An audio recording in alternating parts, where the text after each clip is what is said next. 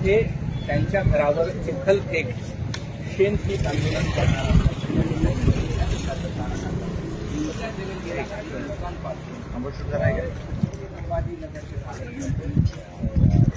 या सगळ्याच्या संदर्भामध्ये ते आरोप करत आहेत संजय शिरसाट यांच्या विरोधामध्ये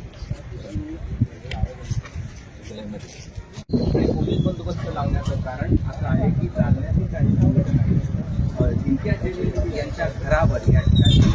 शेणफेक आंदोलन करण्याचा इशारा दिला. त्याचं कारण आहे की गेल्या काही दिवसांपासून जिंक्या जलील हे छत्रपती संभाजीनगरचे पालकमंत्री संजय शिरसाट यांनी त्यांच्या वेगवेगळे आरोप करतात. मग ते वीजच्या हॉटेलची खरेदी असो, MIDC मधला भूखंड असो किंवा अन्य काही बाबी